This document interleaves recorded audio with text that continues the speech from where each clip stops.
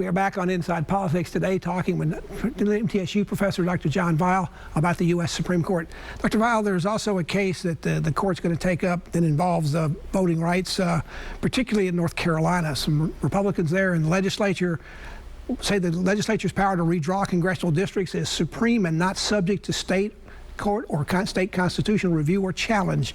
Taking more broadly, some people are concerned if they rule in favor, the court does, of these Tar Heel state plaintiffs, this could mean the legislature could pick its own presidential electors in the future despite what the voters say. Is this a pretty ominous potential case? It would be very consequential, and again would have impacts far beyond that of North Carolina. There are three justices, I believe, who have indicated some support for this theory. I don't think there's a majority for it right now, but we will see. LGBTQ rights are also on the up for the court this year. In this particular case, it involves a web designer who is refusing her services to a same-sex couple despite a state law that says that's discrimination. The High Court in the past has been protective of LGBTQ rights and recently individual religious freedoms. That seems to make this case sort of take those two things and butt their heads together. Is this a chance where the court's going to have to make a definitive choice between the two? You know, it actually sort of piggybacks on an earlier case involving a cake designer who said, you know, he not only provided wedding cakes, but he was intimately involved in the theme and that sort of thing. Supreme Court has been very supportive of First Amendment free exercise rights, and here's a potential conflict between that and LGBTQ rights. Now, later in the term, the court's also going to take up a social media case. In this particular case, whether social media groups can allow people to put up terrorist propaganda, put up on those sites. Some people are suing about that. Both people on both the right and the left in this country are not happy with social media. Does this mean we may have a ruling that doesn't just go 6-3, it might go 7-2 or 8-1? I just don't know. Part of it is, you know, to what degree is the platform itself complicit in the message that it hosts, and, you know, or to what degree, if the liability is there, does it rest on those who are actually making the post?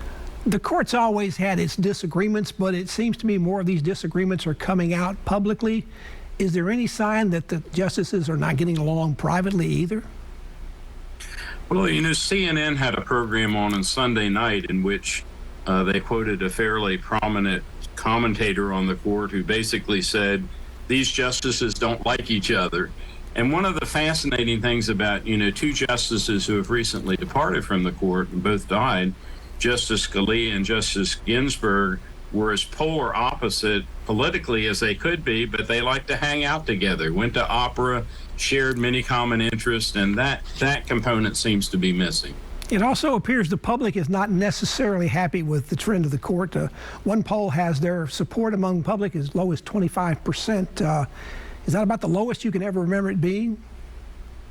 It is. Now, you know, we should add that neither of the other two branches has particularly high, particularly Congress.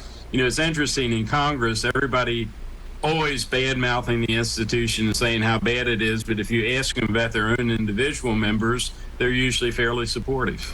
But what does it mean if all three of our branches of government are in low repute or low respect among our members of the public? I mean, if all three of them are bad, what part of does the government itself become in question?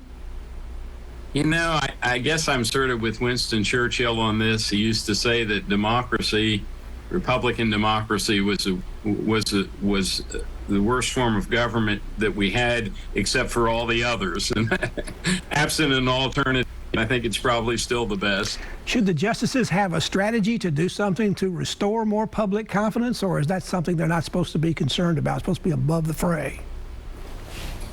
Well, certainly you're not supposed to interpret the Constitution by reading public opinion polls. On the other hand, there's always been an element of judicial restraint, judicial prudence on the court.